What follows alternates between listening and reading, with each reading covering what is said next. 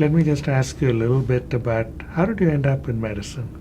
I am originally Colombian. I grew up in Bogota. I went to, since high school, I was very interested in biological sciences. And that was really what brought my interest since very early on. At home, we don't go to college in the way American students go through college and have some more time to decide. I really went to medical school at Universidad Nacional de Colombia since I was 17.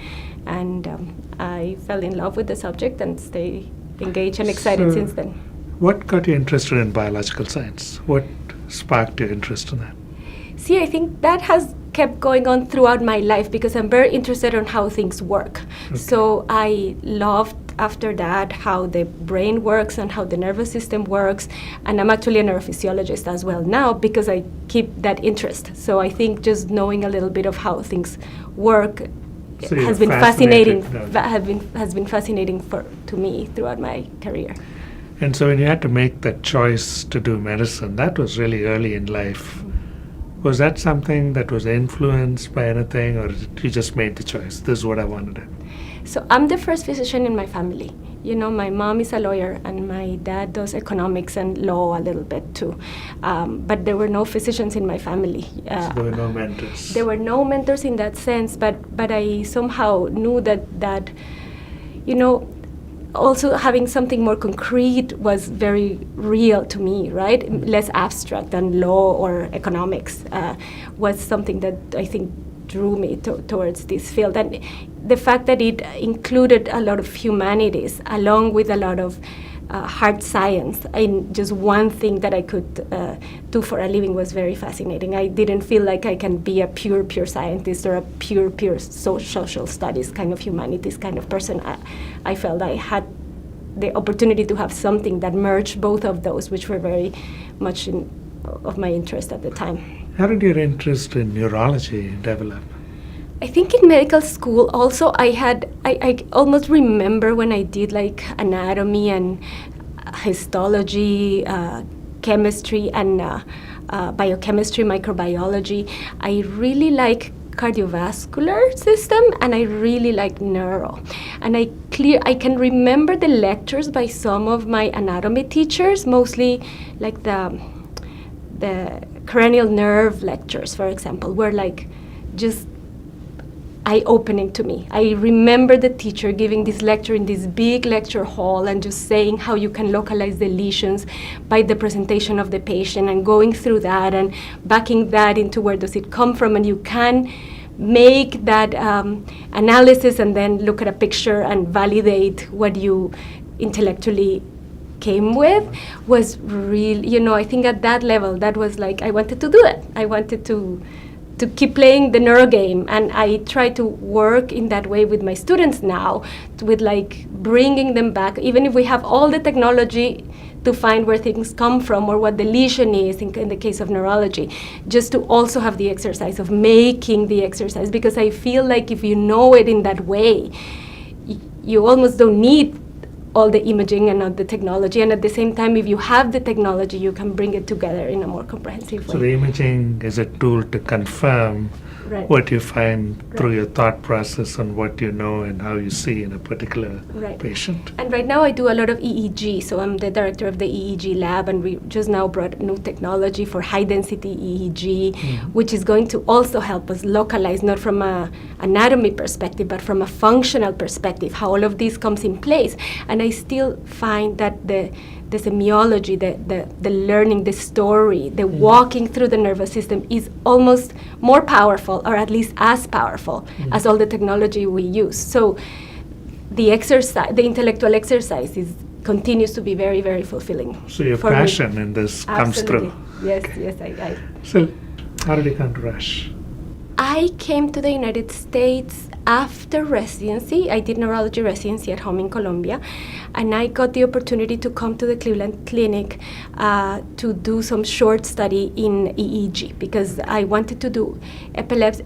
Epilepsy surgery was not an option at home, and there were some places that they were doing some of it, but I felt like it had to be better.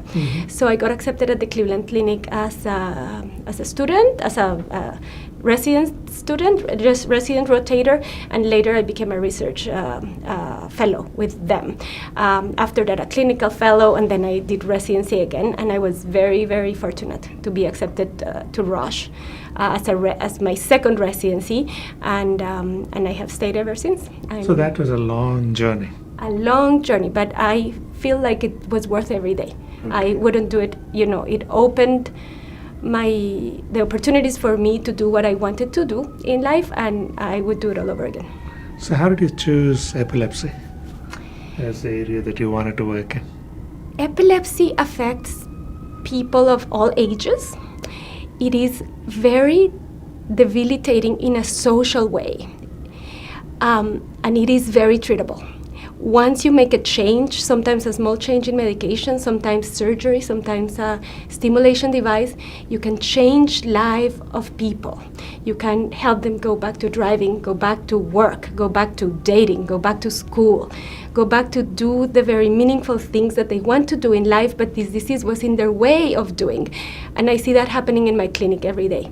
We are also very much like primary care providers, in the sense that we follow people in our clinic for 10 years easily. I inherited the clinic of Dr. Andy Kanner, who was here at Rush for many, many years, and he has followed these people since they were kids. So it gives me a lot of rewarding work, a lot of very interesting neurophysiology work, some work in surgery, which I really enjoy, and long-term relationship with people who become very close to me. So it's enormously rewarding.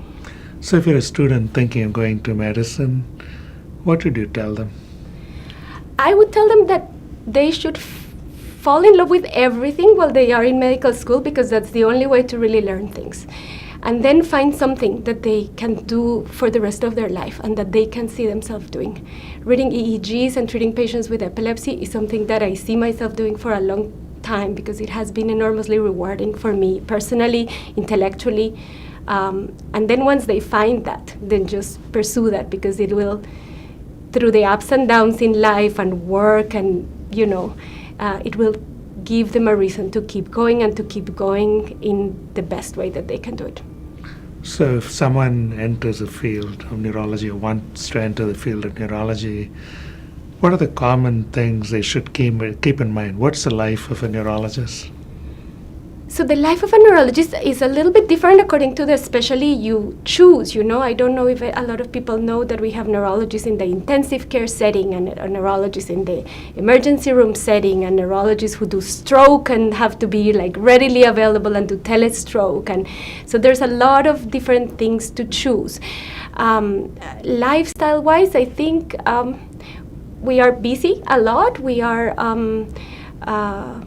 also covering our patients at night when there's emergencies and things like that. We also have a lot of different settings that we can work in inpatient and in outpatient, and I think all of that can be tailored to what life you want to have. So in the old days, it used to be neurologists can figure out what's wrong, but they couldn't do anything. That's not true anymore. That's absolutely not my experience. And I think it's not in other neurology subspecialties. In the movement disorder world, there's so many new things and wonderful and exciting things that we can do for our patients in almost any neurology field. I would say this continues to be interesting, and we have a lot to offer. And there's a lot we don't know. Which is fascinating too, because we are at the forefront. For me, for example, one of the things that was mind-blowing when I did my fellowship is the fact that we do electrical cortical stimulation. We can map the brain electrically, not only any brain, but this person's brain, to plan surgery, for example. And that ability to do that has allowed us to have an insight into the brain that we can describe maybe functions that we don't know where they were located, maybe new cortical areas that were not described in the old books. So epilepsy in particular for me is like a fascinating thing. I see things every day that I want to tell the world. And sometimes I don't have enough time to do all of that, which, we should keep working on that. Just to switch a bit, what are the other things that you do besides medicine that you do if you have free time at all? So I am the mother of 2 kids. I have a 7-year-old daughter and a 9-month-old boy. I try to spend a lot of time with them, and I participate in all their activities and things like that. I'm Colombian. I enjoy music. I enjoy getting together with, my community. I'm also involved with the community of people who I help through the clinic, and I'm quite active in the Epilepsy Foundation of the Greater Chicago region. So I think spending time with my community and my kids takes a lot of my time. So do you go back home? I go back home at least once a year, and I enjoy that personally and professionally a little bit too, because I've been lucky enough that they remember me in some extent and have invited me and my husband to participate in lectures and presentations to give back a little bit, because I think that's a little bit what I missed when I left Colombia, because that field was not very developed, and then I just stayed here. So you're able to contribute when To you give go back. back? Yeah, give back. absolutely. Okay. Yeah. So any final thoughts, anything that others might find interesting to know about, whatever you want to?